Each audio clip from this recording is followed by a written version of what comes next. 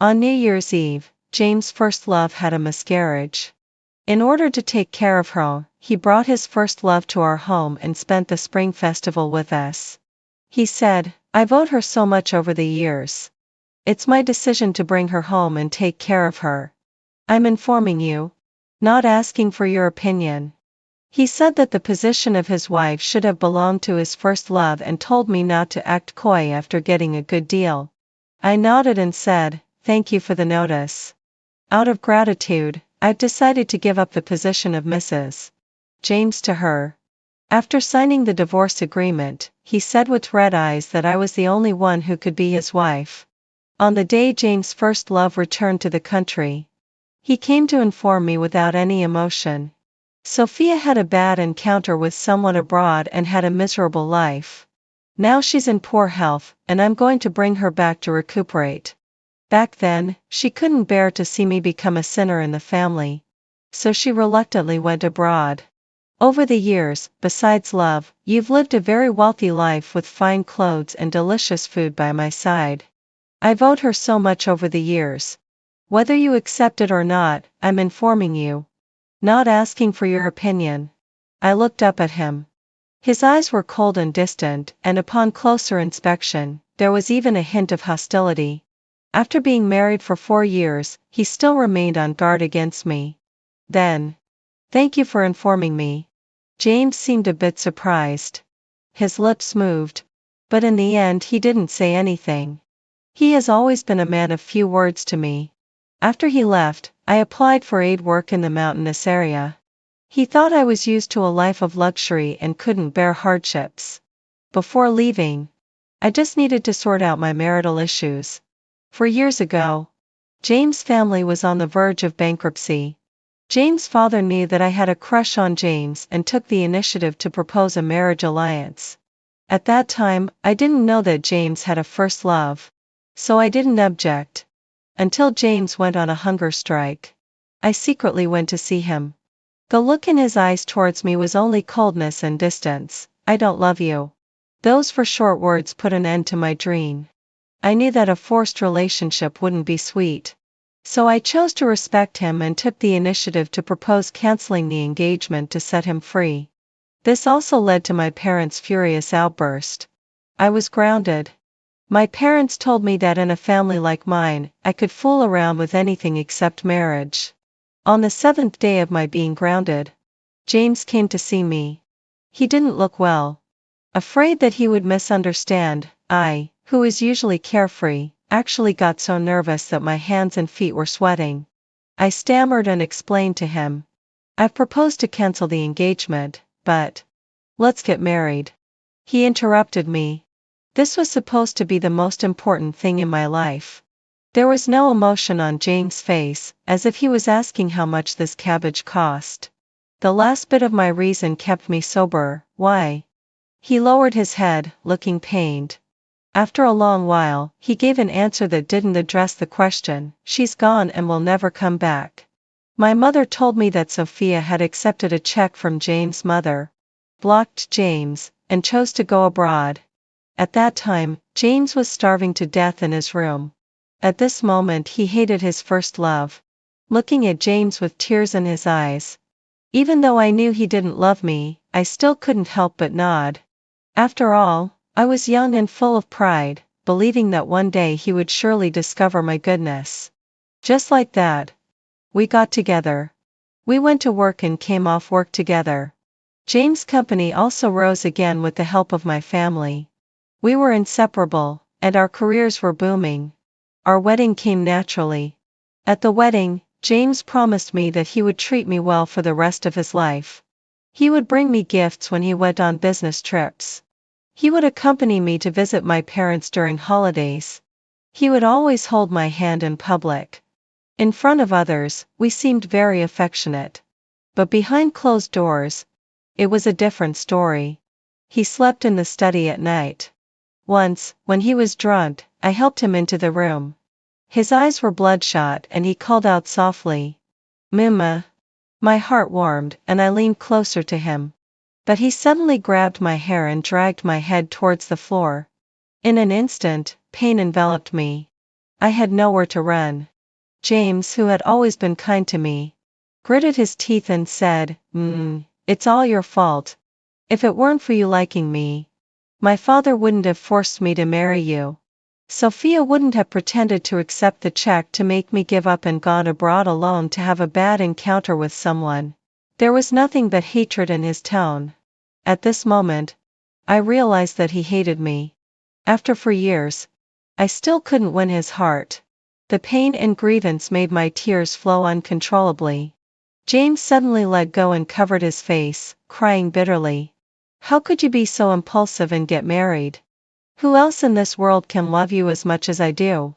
Now that I've become powerful, you're already someone else's wife. You said you didn't want to ruin my happiness, but you're my happiness. It turned out that he was so out of control tonight because his first love got married. He was drunk and not sober. I held back my emotions. And my body was trembling. Get some rest, and I'll make you some sobering up soup. The moment I closed the door, my tears flowed down like a waterfall. When I went back with the sobering up soup, James had already fallen into a deep sleep. The next day, after James sobered up, he regained his gentle and refined appearance. When he noticed the bruise on my forehead, he looked at me nervously. What happened? Does it hurt? No matter how much it hurt, it wasn't as painful as my heart. I shook my head. It doesn't hurt. I accidentally bumped into something when I got up to drink water at night. His brows furrowed. He called the family doctor to bring some medicine and applied it to me himself. Looking at his cautious appearance, I once suspected that everything last night was just a dream. He didn't mention a word about Sophia. When he was sober, he would never lose his temper with me. He would only smile at me. But his smile didn't reach his heart. Everyone said that I was lucky to have him, as he had a good and stable personality. I couldn't tell others about this feeling of powerlessness. It was like punching at cotton. All I could do was convince myself. His first love got married. I'm sure I can wait until he changes his mind. But Sophia had an unhappy marriage. She met a man who was violent towards her. The most serious time, he beat her until she had a miscarriage. It was also this time that made James fly abroad personally and give her a large sum of money, finally enabling Sophia to get a divorce successfully. That night, James didn't come back. Early the next morning, I was going to the company to make the handover. But my assistant told me that James had hired a new secretary. I frowned, and a bad premonition instinctively rose in my heart. As we were talking, a woman dressed fashionably and wearing delicate makeup walked towards us. She greeted me with a beaming face. Hello, my name is Sophia. It's my first day at work today. I had stayed up all night, with a plain face and a tired look. In contrast to her glowing face, I didn't say anything. She got closer to me and had an affectionate expression. We're so fated. How about having lunch together at noon? It's on me. Without asking for my opinion, she continued. Is something light okay? I can actually eat spicy food, but my stomach hasn't been feeling well recently, and my husband won't let me. Husband? She had clearly already divorced. We both knew very well who the husband she was talking about was at this moment. I turned serious and wanted to ask for clarification.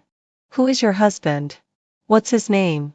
She didn't expect me to question her directly. And her smile froze. She said awkwardly, my husband, you don't know him. In that case, let's invite our husbands to have a meal together next time. It's on me. As a gesture of hospitality. Sophia's face turned a bit pale. Okay? She was on the verge of crying. I'm going back to work now. My assistant looked at me, hesitating several times. Finally, she couldn't hold back anymore and looked at me with a look of pity. Miss Sue, I saw her get out of James' car this morning. Be careful. Be careful? I had already lost this battle from the very beginning. Who could resist the power of a first love? I thought Sophia was doing it on purpose to arouse my suspicion. As it turned out, I was too naive. As soon as I got to the office, James pushed the door open and stared at me furiously. I've already said that Sophia's not in good health since she just returned to the country. If you have any dissatisfaction, come at me. Don't target her. Me? James then asked me a soul-stirring question. I've already given you the status of my legal wife. What else are you not satisfied with? I know you're angry that I let her join the company, but Sophia just came back to the country, and the only person she can turn to for help is me. His eyes were wide with anger. She also has depression. Can't you be more understanding of her? So, he believed that I was causing trouble for Sophia. So he didn't trust me. Then, is my explanation still of any use? Seeing that I was unmoved, his anger intensified. You're in the wrong about this. Go and explain to Sophia that you're being petty and deliberately targeting her. Sophia has a kind heart and will forgive you.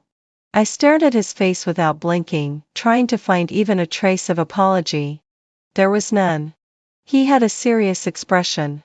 After a sharp pain in my heart, I suddenly calmed down. An apology is out of the question. Nema. I interrupted him. If I don't apologize, are you going to fire me or divorce me? He looked astonished, and then anger followed. Meh. I didn't expect you to be so narrow-minded. He looked disappointed. If I had known it would be like this, I really regret that. It's still not too late to regret now. He looked at me in disbelief. Most likely because it was the first time I had contradicted him. I had a cold expression.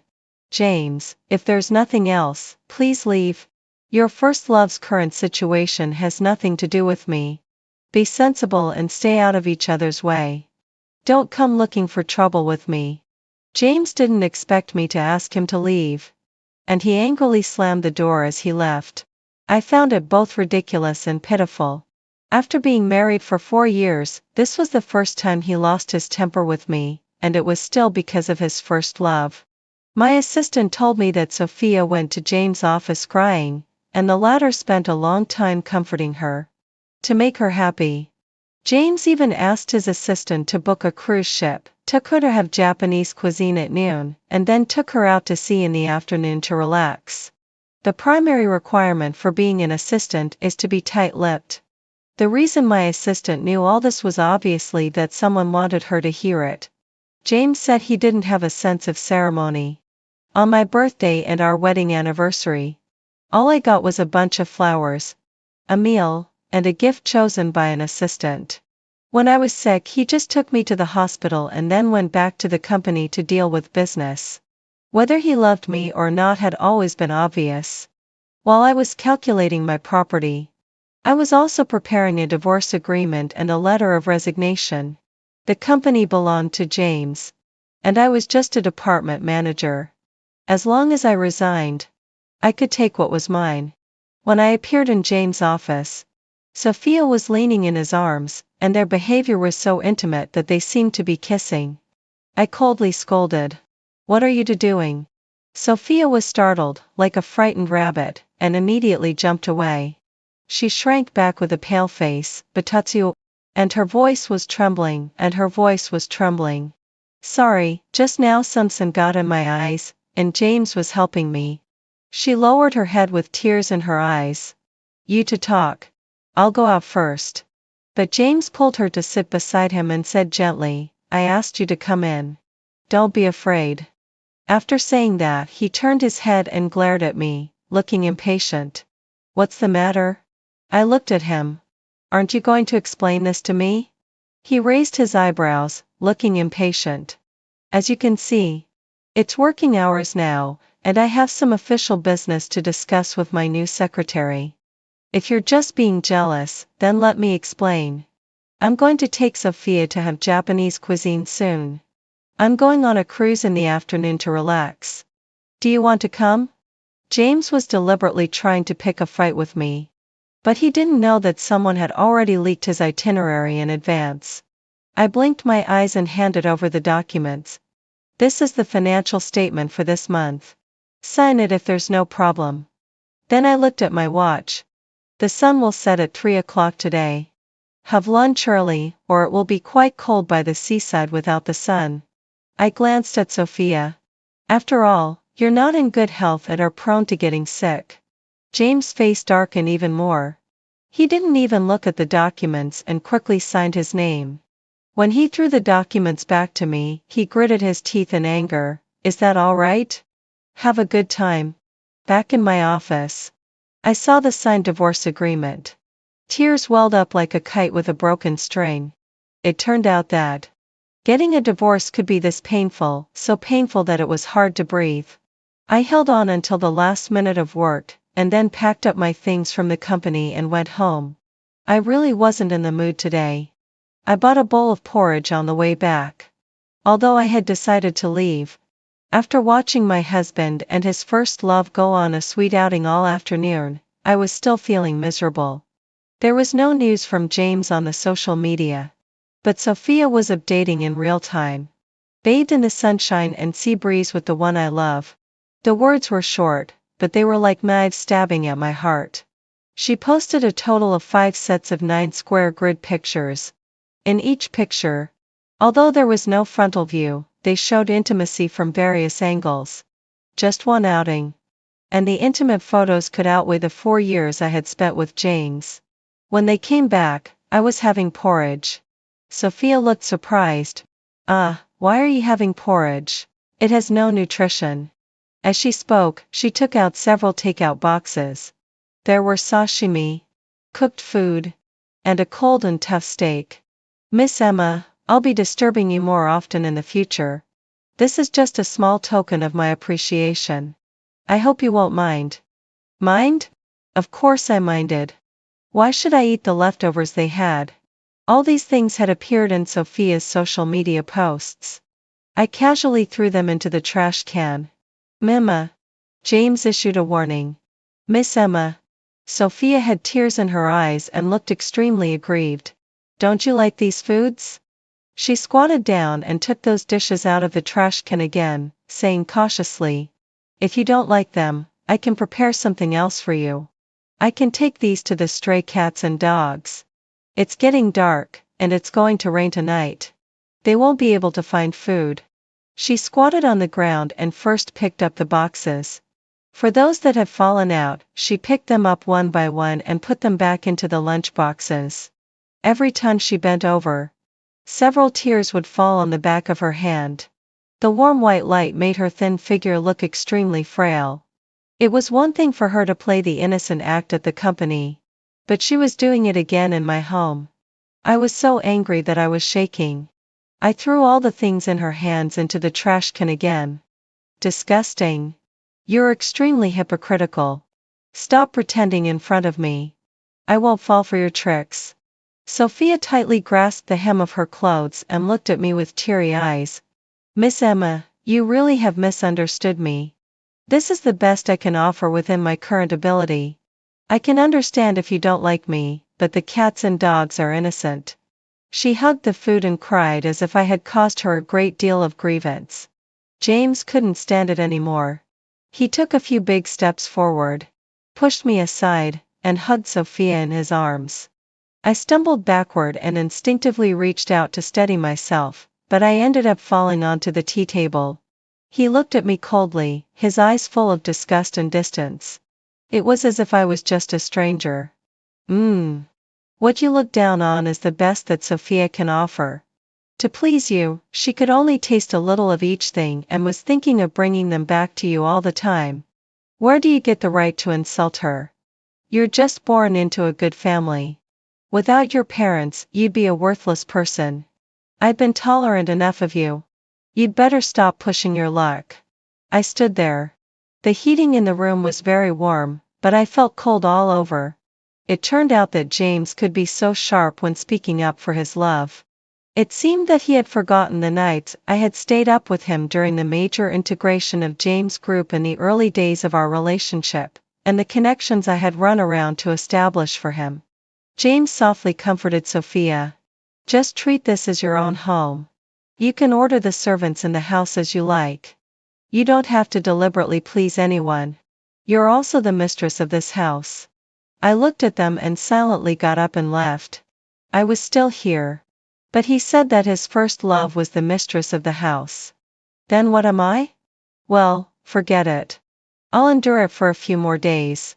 Once the formalities are completed, I'll leave. I couldn't fall asleep all night. Early the next morning, I had just fallen asleep when James came up with Sophia.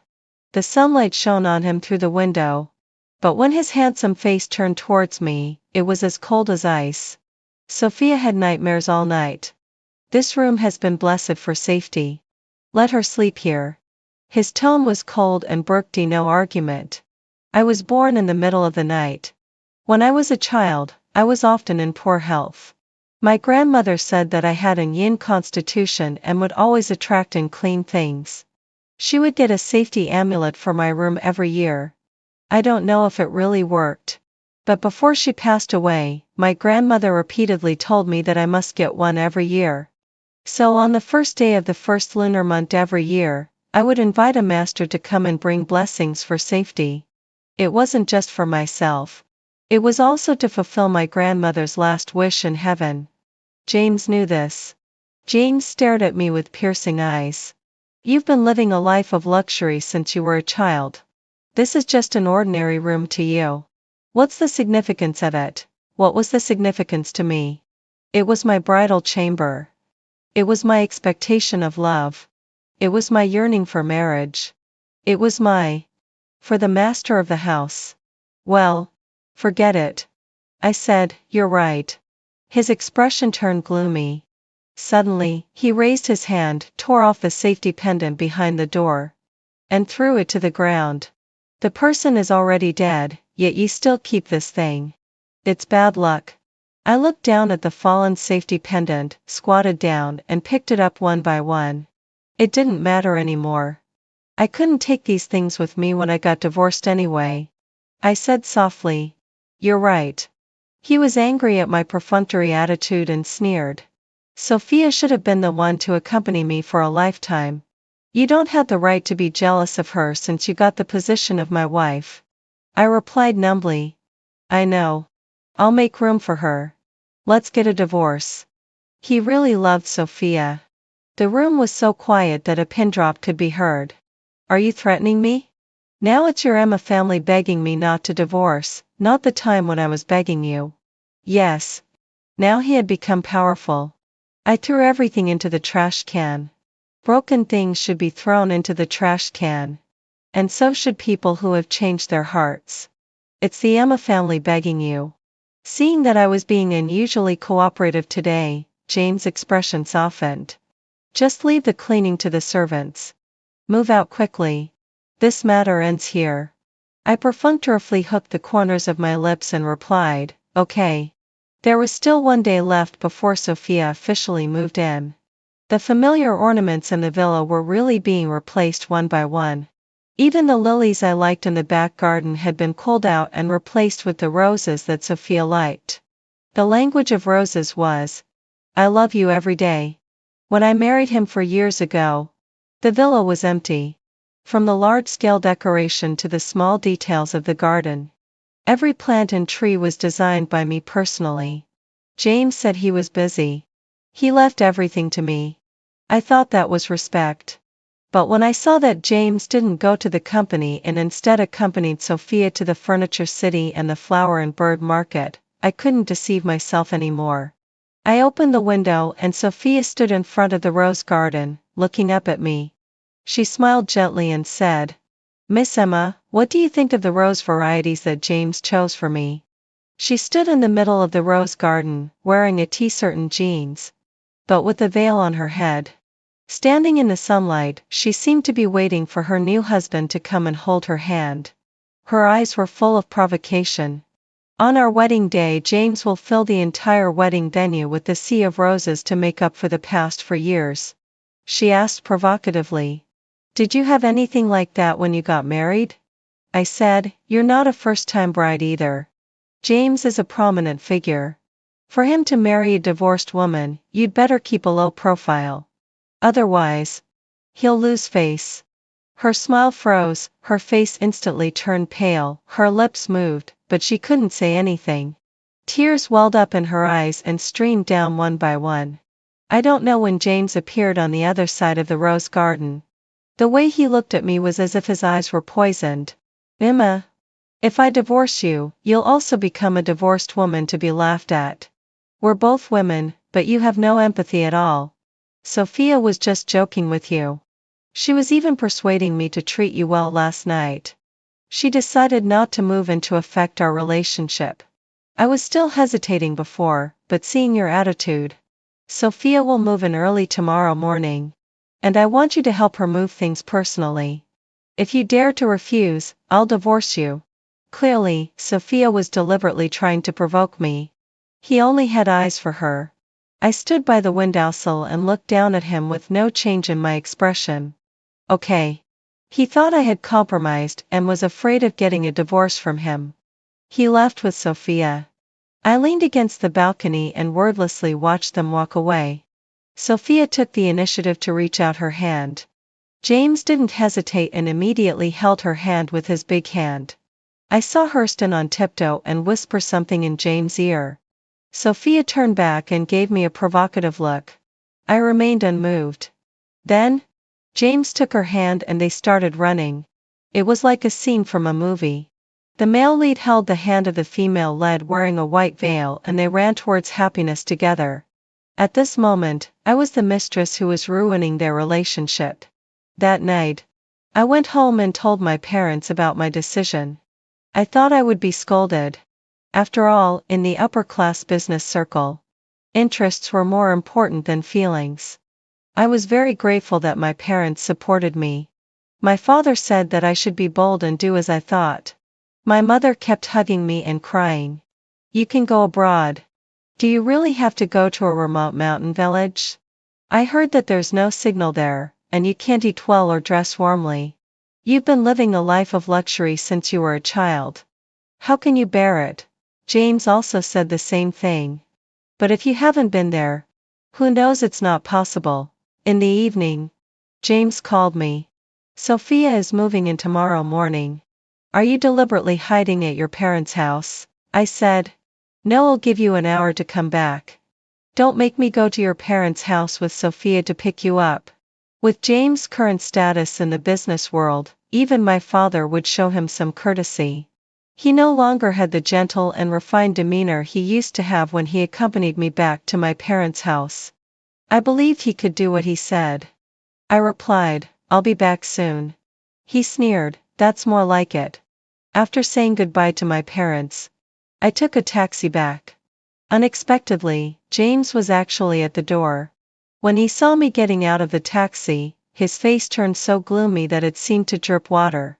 Why didn't you drive the car I gave you? It was a customized car he gave me on our first wedding anniversary.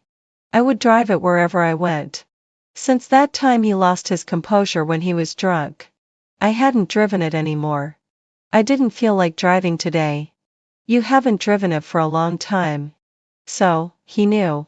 I nodded slightly. I didn't want to bother finding an excuse.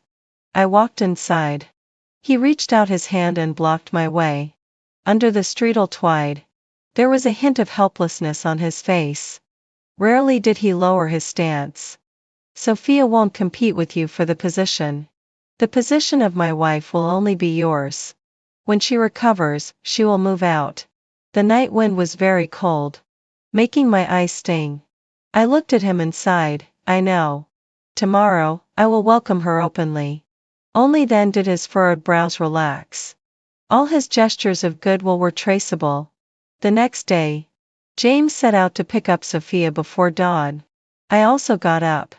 I took a taxi and went straight to the airport, heading for the mountainous area. After a 3-hour flight, I took a 4-hour train. Then I transferred to a bus. 2 hours later, I transferred to a van. After an hour on the winding mountain road, I came to a narrow dirt road. Next, I had to transfer to a motorcycle. Finally, after walking for an hour, I finally arrived at the mountain village where I would teach as a volunteer. It was deep in the mountains with few people around. There was no internet access. The signal was also poor. Except for going to the village entrance every week to send my parents a message to let them know I was safe. I spent the rest of the time with the children. Although it was very poor here, Everyone was very simple and kind. During the day, I teach the children knowledge at school.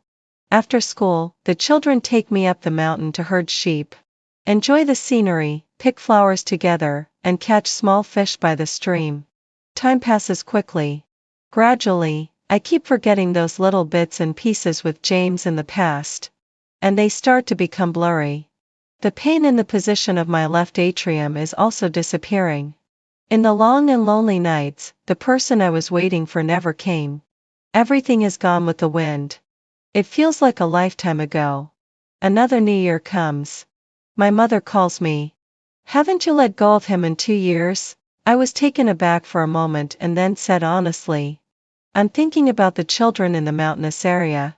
My mother clearly didn't believe me and said helplessly. He has been looking for you everywhere in these 2 years. It seems that he hasn't let go of you. If I interrupted her. There's no if.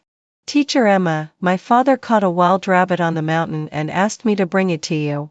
I like eating rabbit meat, but I don't know how to cook it. I frowned. But I don't know how either. Come to my house. My mother can cook it. I quickly hung up the phone. Mom, I'm going to eat rabbit meat. I never thought that one day James would be less important to me than a wild rabbit. At 10 o'clock in the morning. James brings Sophia back. He is in a hurry to go to Emma's door, wanting to explain that he didn't really want her to help with moving things. Those were just angry words. Letting Sophia move in was just to make up for the debt he owed her. In the 4 years of their marriage, it seems that he only knew how to talk to her in cold words. At this moment, James is filled with regret.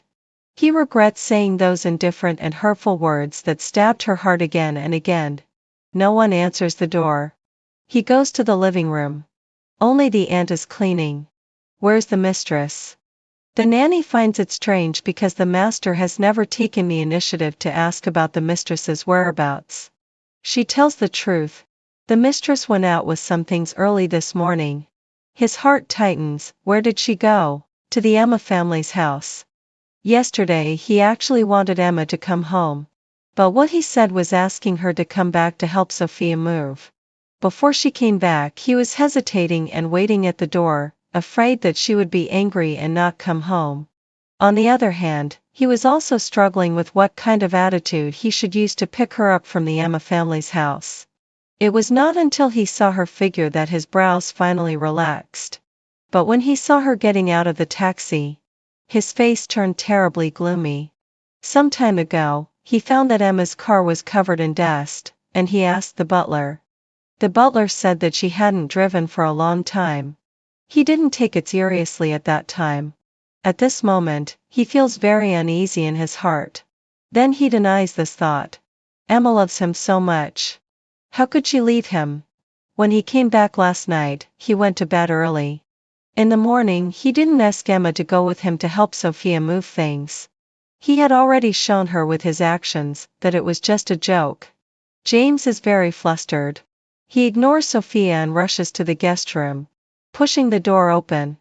The room is so neatly arranged that it makes people feel flustered, as if no one has ever lived in it. On the dressing table, there is a wedding ring. She used to wear it every day of the year, but now it has been taken off. James' heart instantly sinks into the abyss, and a pain that makes it hard to breathe comes from his chest. She really wants to leave him. James stumbles and rushes to the garage. The car he gave her is parked there intact. She said that she would drive it wherever she went. Sophia hastily drops the things and chases after him, with tears blurring her makeup. James, please don't leave me behind. She has just reached the door and hasn't officially moved in yet. This is something she has been looking forward to for many years. But she can only watch helplessly as James' car disappears from her sight. Her body collapses on the steps. James rushes to the Emma family's house. Miss parents only say one sentence, telling him to go to the company. James runs several red lights all the way and comes to the company. At this time, Mo's assistant is already waiting for him. James, Emma said this is your share. James looks at the signed divorce agreement and suddenly remembers the day he took Sophia to the cruise ship to relax. May came with the documents to sign. Because they had a bad quarrel, he didn't want her to misunderstand anymore and just wanted her to leave quickly. He didn't even look at the content of the documents and sign directly. He covers his face with both hands, and tears slide down through his fingers. His mind goes blank. The painful sobs are heartbreaking. Only at this moment does he understand. Sophia is just an obsession from his youth that he couldn't let go of. He always thought that he and Emma were just in a marriage alliance and had no emotional foundation. He didn't love her, so he distanced himself from her. He just didn't dare to admit that after getting a long day and night, he had already fallen deeply in love with her. At this moment, James finally understands that without Emma, his life will lose all its color. Returning to the city again is on the New Year's Day 4 years later. I didn't want to come back at first. But my mother cried and asked me, because of a relationship, are you going to abandon your parents who gave birth to you and raised you? At first, it was because of the relationship. But later, I really couldn't bear to leave those children. But my mother said, during the spring festival, other families are all reunited. Are you really heartless enough to let your parents sit alone until dawn? My mother was exaggerating a bit. But she really missed me. My parents are very happy to see me back. My mother hugs me and cries just like before. My father's eyes are red. As long as you're happy, I won't interfere with you anymore. James comes to visit on New Year's Eve. In the 4 years since I left, he hasn't made things difficult for my parents. And he has taken the initiative to bring projects for my father to choose from. He is wearing casual clothes and a red scarf. I can tell at a glance that it's the one I gave him on Christmas in the first year we were together. After not seeing him for a few years, he has become much thinner. The edge he used to have has faded, and now he is like a deep pool of water, calm and without waves. When I see him again, I am unusually calm. He is carrying a lot of gifts in both hands. Before opening the door, my father reminds me, business is business. Don't make it too ugly on the surface. I politely take his New Year's gift and look at him calmly. Happy New Year, James. His voice is hoarse. Emma. The divorce agreement wasn't what I really wanted. I never thought of divorcing you. I look at him steadily and say calmly, James. You didn't want a divorce. But you brought your first love to the home that you and I shared. His brows are furrowed. And there is sadness in his eyes. He tries to explain. I just wanted to make up for the hurt I caused Sophia. I always thought that we were just in a marriage alliance and I didn't have true feelings for you. It wasn't until you left. Late affection is cheaper than grass. My tone is indifferent. I could tolerate that you didn't love me. I had the confidence to melt your heart as a stone. But I can't accept that you hurt me again and again because of Sophia. Now we have been divorced for 4 years. All that happened in the past, who was right and who was wrong, has no meaning anymore. My father asked me to invite you in for tea. If it's about business, that's okay. But if it's because of me, please take these things back, and don't come to find me again. His face suddenly turned pale, his lips trembled slightly, and he managed to utter a few words with deep sorrow. Ma, I came here especially to ask for your forgiveness. Now we are already strangers. The word forgiveness is too heavy. I return the gift and close the door. This door is like the boundary between two worlds. There will be no more intersection between me and James. The next day, my mother brings me milk and tells me that James has been standing downstairs looking at my window and refuses to leave. My father has persuaded him 3 times. Even when it starts to rain, he still doesn't leave. It's not until Sophia comes and cries and begs him to go back. On the first day of the Lunar New Year, I accompany my mother to a party. They are all my mother's familiar friends. I feel bored, so I go for a walk alone. I don't expect to see Sophia blocked in the restroom. She looks pale, cornered and wronged. Several wealthy young ladies are mockingly taunting her wantonly. After listening to the whole thing, the main idea is that they say she is like a dog by Sophia's side. As a divorced woman, she tried every means to squeeze out the wife of James, but still didn't succeed in taking the position. Vulgar, shameless, slut. Such unpleasant words were heard continuously. When they got really worked up, Sophia was splashed with wine. In such an occasion, without James giving her the confidence, she could only endure it. I saved her. Sophia looked at me with a resentful expression. I'm in this situation today all because of you. It's been for years. She still hasn't succeeded in taking the position. Yet she's blaming me. If you hadn't disappeared suddenly, James wouldn't have realized that he loves you. In these past few years, I wouldn't have been despised by him either. I rubbed my forehead. My temples were aching terribly. I got a divorce to make room for you. You didn't succeed, yet you're blaming me? Her eyes were wide with anger. If it weren't for your playing hard to get, James wouldn't have been so lost. Don't be too proud either. If you weren't the daughter of the Emma family, he would definitely despise you just like he despises me. I asked. Is there only my wealthy family in the world? Moreover, with James' current status in the business world, does he still need to rely on the woman's family? Is it possible that he really doesn't love you anymore? These words left her speechless for a moment, and she clearly looked guilty. But she refused to admit it. We were each other's first loves. And he loves me. Since that's the case, why is he still publicly known as divorced and single? And for years, he should have given you marriage already. Well, what can I say? Actually, I can't bring myself to hate Sophia. It was her appearance that made me realize that James wasn't someone I could entrust my life to. Now, I've already gotten through that excruciating pain. Looking at Sophia is like looking at myself who used to numb my reason. Have you ever thought about living a different life? At least, don't regard a man as your whole world. Since I've said this much, there's no point in saying more. When I left, Sophia didn't say anything either. Just kept wiping her tears. On the way home, my mother said that several wealthy ladies wanted to introduce someone to me. I know this circle too well. I'm divorced and not young anymore. Excellent men look down on me, and I look down on older men. I said directly, there are quite a lot of successful women nowadays. Being a female I'm not so good.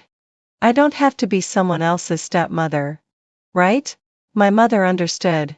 When she mentioned it to my father at home, my father was so happy that he couldn't close his mouth and kept shouting that he wanted me to join the company the next day and study quickly because he wanted to retire early. As soon as I entered the business world, I was extremely busy. In an instant, it made me feel like I was back in those days when I accompanied James to strive for success. But this time, I'm doing it for myself. James often comes to me on the pretext of work. But every time, he doesn't talk about work. He knows that I don't lack material things, so he starts taking the warm heart route. Today it's a bowl of loving porridge. Tomorrow it's a loving bento. The day after tomorrow it's Thai food. And the day after that it's Japanese cuisine. He can always guess what I want to eat on that day. Now, our roles have been reversed. I no longer wait for him to come home for dinner every day. However, I no longer cherish this kind of occasional favor. So I gave my assistant a warning letter. Do you want me to introduce you to work at James' place? She panicked. I was wrong. I won't reveal anything anymore. I'll give you one last chance. Don't let him in when you see him coming in with food. Yes. After being rejected several times, James only came to me for work-related matters and didn't bother me anymore. But I didn't expect that Sophia would come to find me.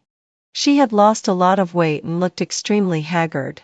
It was cold outside, so I still let her into my office and asked my assistant to give her a cup of hot coffee. With tears in her eyes, she apologized. I'm sorry for you in the first place. Without me, you and James wouldn't have gotten a divorce. Maybe. But what's past is past. There's no point in talking about it anymore. I had a calm expression and handed her a pack of tissues to wipe her tears. She said that after I left, James never touched her again. Now he just transfers money to her card on time and won't even let her see him. When he sees her, he only feels disgusted. She has more than enough money now. But she's living under so much pressure. She feels that she's sick. Yet she can't tell what's wrong with her. I just listened. But I couldn't say a word of comfort. Our relationship is indeed an awkward one.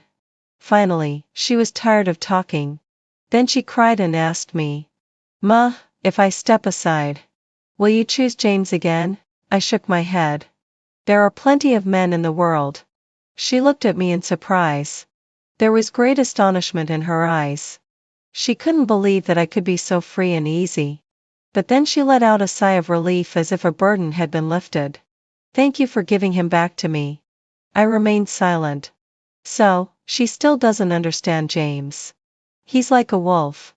A wolf that can't be tamed and is full of ambition. Once he stops loving, he won't love again. I understand this. Sophia doesn't. She always thinks that James is like this now because of me. A year later, James officially announced his relationship with the daughter of a jeweler family. I heard that before the wedding, Sophia caused a big scene. As a result, James called the security guards and they mercilessly threw her out. And he also stopped her card. 3 days later, I received a package from Sophia. There were only a few short sentences. "You were right. He really doesn't love me anymore. You were right. I shouldn't have regarded him as my whole world. But I realized it too late." At the end, she drew a picture of someone bowing as an apology to me. "I'm really sorry for you." I wrote back to her. "It's never too late as long as you can wake up in time." Unfortunately, there was no recipient for this letter. Because Sophia committed suicide. James and his wife are just using each other. I heard that they're just acting for show with each other. At a business party, I overheard people talking. I heard that James caught his wife cheating. Not only did his wife not think she was wrong, but she also openly said that a business marriage alliance doesn't need love or loyalty, only money. She even threatened to send women to James. James was furious. I no longer have any feelings for this matter. I turned around and left. Unexpectedly, I bumped into the person being gossiped about at the corner. His eyes were red. Just then, my phone rang. I took out my phone and avoided his attempt to hold my hand. "Wait for me. I'll come down right away." Perhaps the happy smile on my face stung him. His eyes were bloodshot. "I heard that you're in a relationship." I raised my hand. There was a brand new ring on my ring finger. "James, I'm married."